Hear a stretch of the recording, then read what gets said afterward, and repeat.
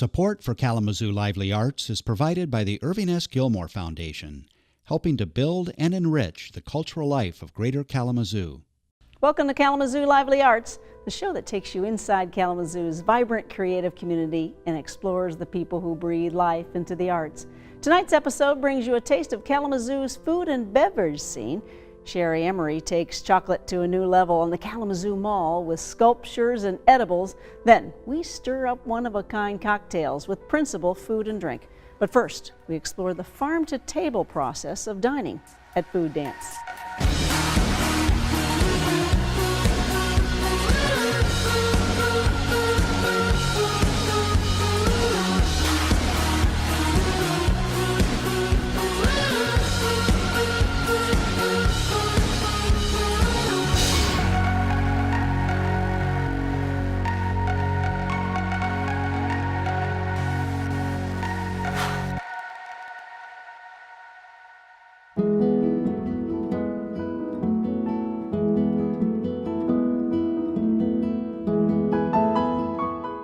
Food dance, where'd that come from? When we're doing food well in a restaurant, it really is a dance. It is about everyone having their part and making sure we don't run into each other, and it flows incredibly well. And we also use that word dance to have people take food to the guests from the kitchen.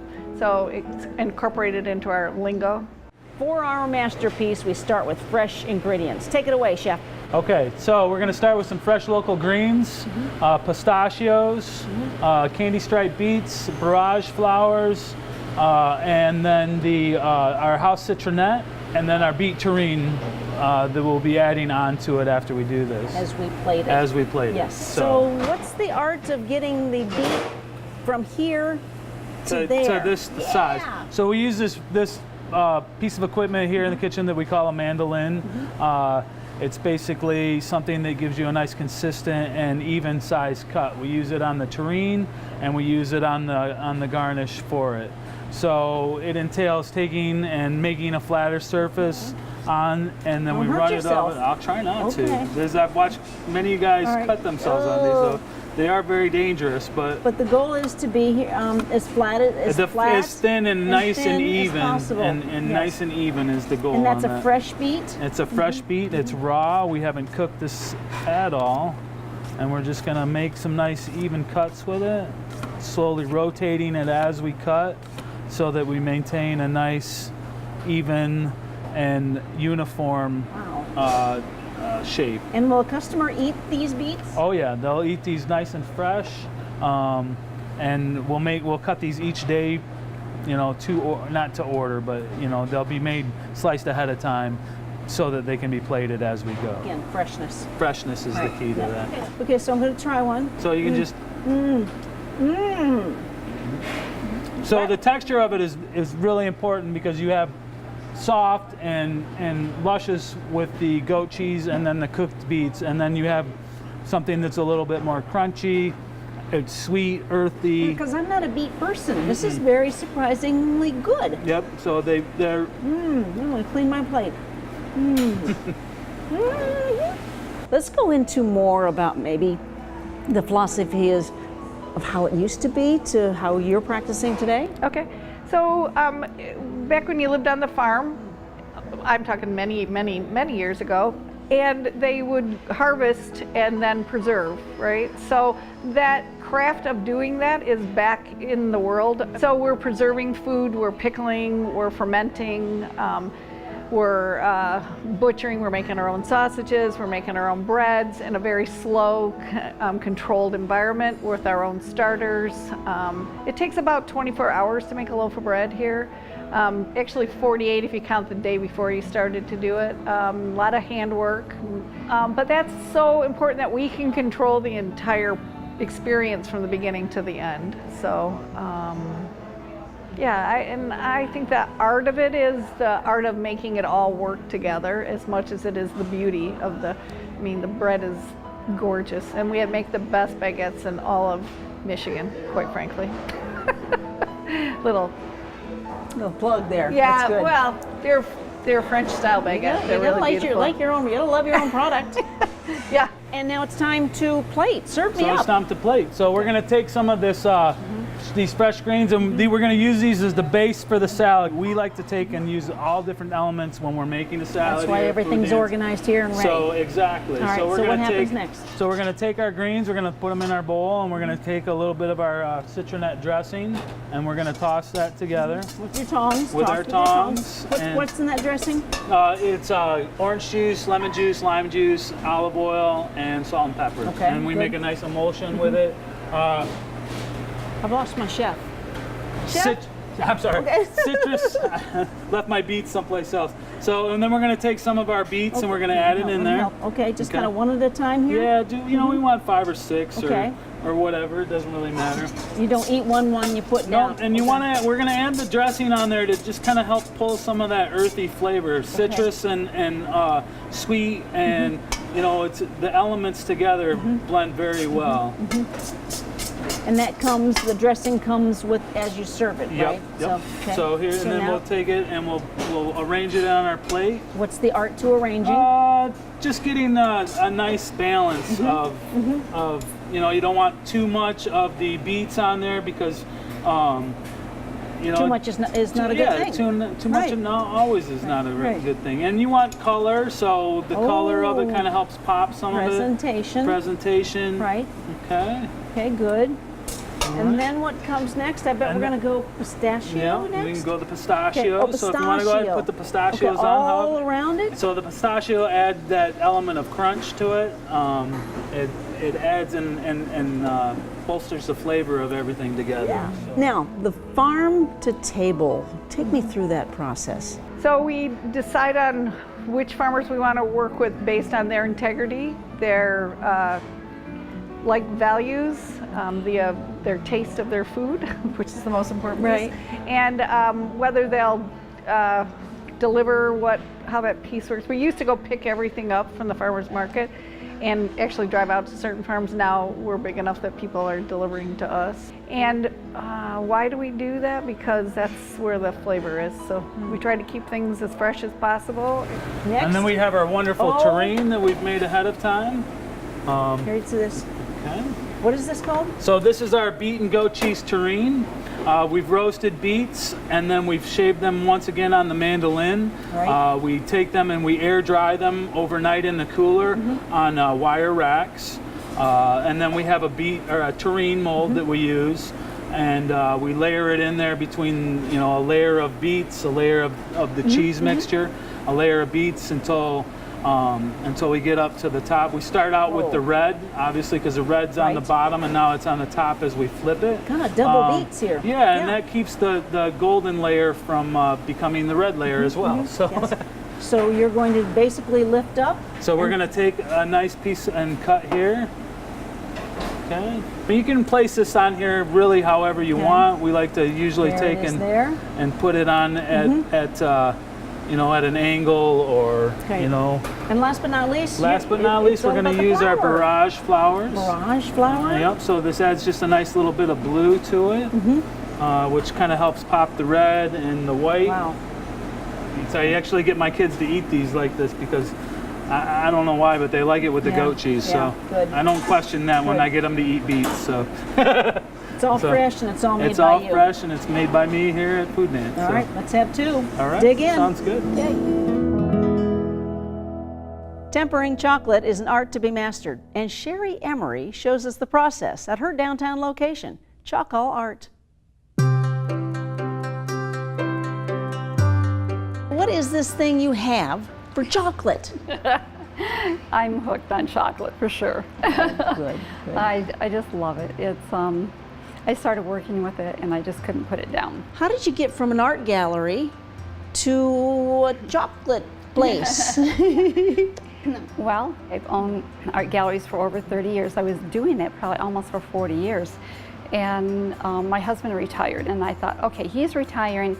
This is probably the time for me to retire as well. How long did that last? About 2 days. Oh, goody. Yeah, about 2 days. And then, I mean, did little birdie say in your ear, you need to take art to the next level, the art of chocolate to the next level? Yeah, I took it to the next level. I had done the salted caramels, which we're extremely well known for, and I had been doing those since my son was very little, so since 1970. And it was just a family thing, you know, where I would make this wonderful caramel, and my whole family at holidays would love them, and they ended up stealing them and putting them in their pockets. So you knew and you had a niche for chocolate. we knew we had, for the salted caramel, and of course then I had been dabbling in the chocolate part of it as well. Is there one here that I can take home? Oh, absolutely. Okay, good. Cherri, I'm ready to learn about this art of chocolate. Teach me something here. Okay. Well, Shelley, you're going to learn how to make a chocolate turtle. But what we're going to do, instead of making a regular chocolate turtle, we're going to make a habanero chocolate turtle. Oh, yes. People absolutely love them. So Okay. you get a little heat, a little salty, a little sweet. It's fantastic. Taste the sample. Yep. Take it away. Yep. What do we do first? Okay. So anyway, Okay. we're going to have you working this so way. here we go. We start with this, Yep. right? So what you want to do is you kind of want the feet to show. I'd put the feet, no, Like, oh no. just backwards. I'm Oh, sorry. Yeah, you know. You're going to want to do it like that, and then lay this on top and push it down just slightly. Okay, so this is like gluing it. Yeah. And I'm guaranteed the. Well, it kind of places it. Oh, the caramel is kind of squishy. Yeah, Cherri, this is. We have a soft caramel. Okay. Right. All right. Okay. Good. Okay. All right. So feel now really that's good about okay. that. Now Okay. what you're going to do is gonna I'm name going to that put this turtle. over here for Okay. you. Now I'm going to put just a little dab over top, right? You're going to lift this up. Can I lick the spoon? Not Sure, yet. of course. Go Okay. ahead. Here we go. Ooh. Well, this is the bottom part. Okay. This is the bottom. Yep. Okay. Now all we do Oh, is I feel good about put this that. down. Okay. Back in. Okay. Now you're going to take that and put that on the top. This is definitely. Oh, I spilled. So here we are. You know, the messier they are, That's the more where I was creative going they with are. that. So it's fantastic. And the so- only thing you want to make sure you get cover the caramel. I'm covering the whole. Why There is that? you go. Well, because you don't want it's enclosed. It will last longer that way.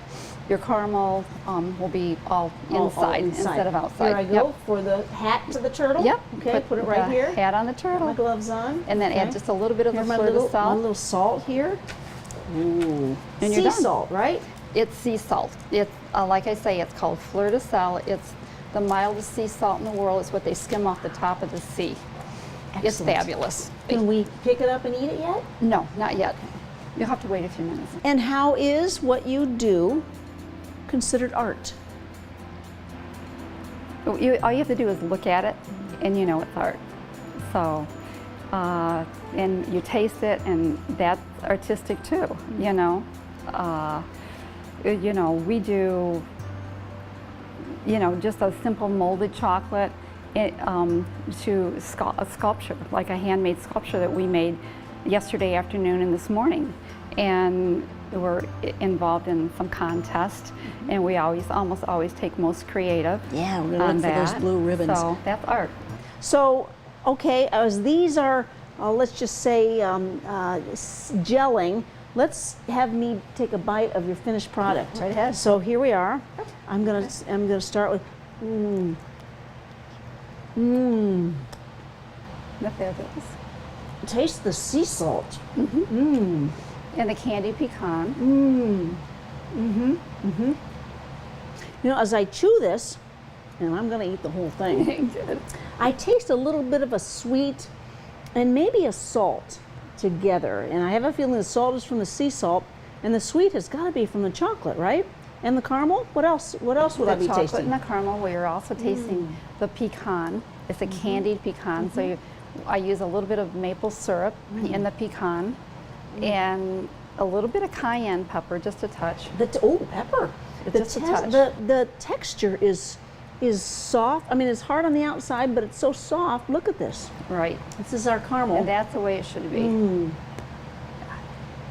No calories. And let's also talk about, I mean, your blue ribbons that you have. I mean, the creativity that you have. Can you describe that? Well, if anybody knows me, they know that if I do something, I have to do it the best that we can possibly do it. So we've only done a few contests, but when we've done those, we've always placed. And if I don't place, then if I didn't place, I think I'd be pretty upset. I know it's going to happen one of these days, but so what happens is our sculptures and our dessert, whatever we're presenting, they get better, and you know, we kind of raise the bar higher every single time we do it. So yeah, it's so much fun, and my daughter is, she's so creative, and she'll take this business over, you know, at some point in time. Not for a while. Mom's got the upper edge there. I still have my fingers in it for sure.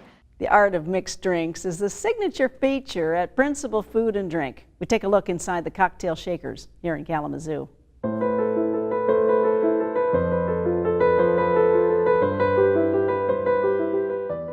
This is Principal, spelled with a P-L-E. Casey, what is Principal? The name Principal with the L-E came from an old cocktail book. We were doing some research on some craft cocktails and some spirits over at Salt of the Earth in Finnville a few years back. And the name Principal just kind of stuck with all of us, the rest of the ownership team, as in it's just our values, our core beliefs. It's what we believe in. Less is more. We like to use whole raw ingredients, and we just like to have fun with it. So the word principle really comes from those mise en place, those small little details that we like to create and the experience for the guest. So when I walk through those doors, when customers come in, what are the expectations and what do you deliver when they sit down on these stools? You know, hospitality is a big, broad word, and to me, it's creating that memorable experience that you're gonna go tell your family and friends. It's that organic experience. We wanna educate folks, and I think that's a big thing that we try to bring to the table. We want something new, unique, and different. And our creative process is really what we look forward to each and every day, coming to work, doing something a little different, you know, from the flavors, the products, and the techniques used. That's really how we create the atmosphere we have here at Principal. Dan, you are the bar manager here at Principal, and you are going to teach me how to make a Saint Germain. You betcha. How do we begin? Cool. So Saint Germain's super classic cocktail coming out of like 1920s London. It's a shake and drink, so we're going to start off with our shake and tins here. So let's get these. Like this one right here? That's the one. Careful, easy with the Saint Germain. Right, so we're gonna. Am I right? Yep. Egg. You got it. So we're putting an egg white in here. So let's get that all separated out for you. Now, ooh, that's pretty good, huh? No, that's a nice clean break. All right, so we're gonna take the yolk out of this, right? You got it. So we just want the white. So why? Why just the egg white in a Saint Germain? Absolutely. So by putting it, that's great. By putting an egg white in a cocktail, we're gonna really add this like kind of creamy, frothy body, kind of get like almost a nice little meringue at the top of the cocktail as well. So it kind of helps to mellow out some flavors. We're using some pretty big stuff in here. So we've got our egg white in. Next up, we're going to put in half an ounce of our simple syrup as well. Simple syrup. This is the half ounce, right? Yep, the little side of that will be our half ounce. Oh, that's right. That's a third, right, on the other side? Yep, 3/4 there. All right, so we want to go to the line. What is simple syrup? So simple syrup, we'll actually fill that all the way. Of course, let's go all the way, right? I know. So simple syrup, just we use cane sugar here. It's got a little bit more richness, but just that and water. So what we're looking to do is balance out the citrus that we're putting in this cocktail a little bit. So we'll do 3/4 of an ounce each. So we're gonna need the lemon and the grapefruit juice. Okay. That's it. And we're gonna flip it. That's you got it. There we go. All right.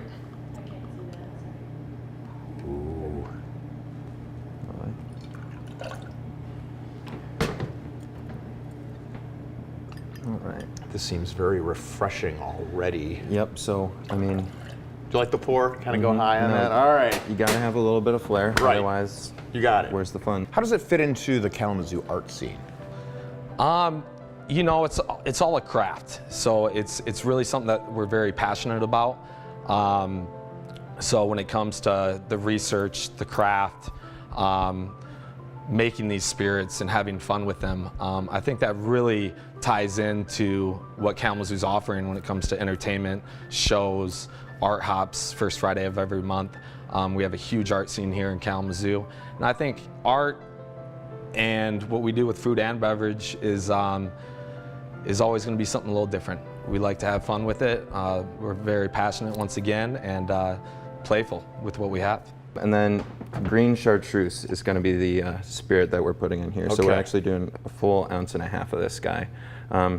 So just really lovely herbal stuff coming out of France, still made by monks to this day. And what's the history behind this drink? So, I mean, I was just going to pour. So yeah, it's, yep, fill that guy all the way to the brim there. And so green chartreuse is still made by 3 monks. They only they know the recipe. Like they're not allowed to fly on planes together, and they've been doing it the same way since the 1600s. Wow.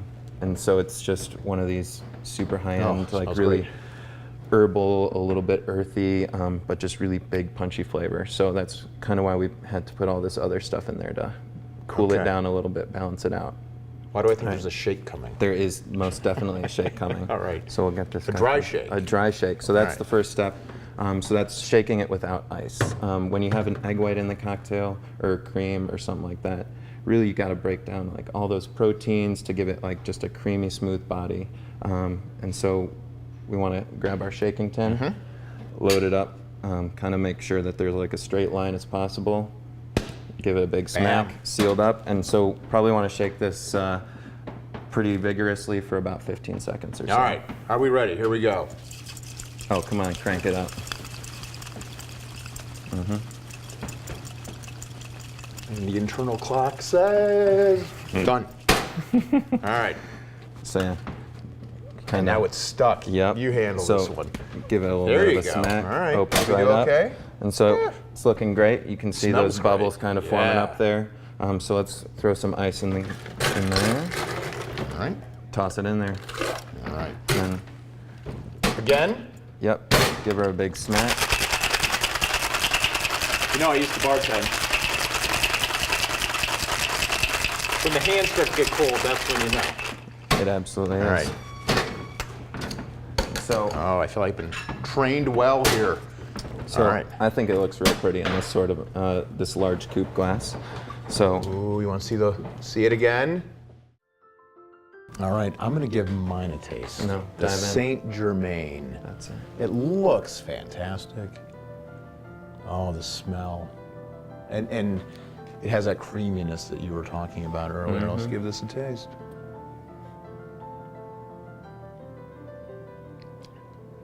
Oh, that is super good. It's very smooth, has like a little velvetiness to it. It's the meringue on top. And you can taste the herbal essence from that chartreuse. And then the lemon is there, so you get a little of that citrus. And there's a little bitterness too, but I'm guessing is that the grapefruit? So the grapefruit and then the chartreuse is going to be bringing a little bit of that to the party as well. All right, well, hey, here's to making art that you can drink in downtown Kalamazoo. Cheers. Thank you for joining us on this week's episode of Kalamazoo Lively Arts. Next week, we tap into the fine arts organizations all throughout the Kalamazoo community. We leave you tonight with a music hop performance from local band Pete and Bergie performing at the Kalamazoo Institute of Arts. I'm Shelley Irwin. Have a good night.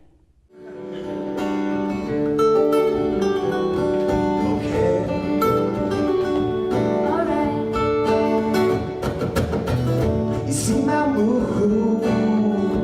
Boy, you're trying to prove something. Got nothing to lose. You're just trying to play your trumpet. Yes, I am. 'Cause I'm better, better, down.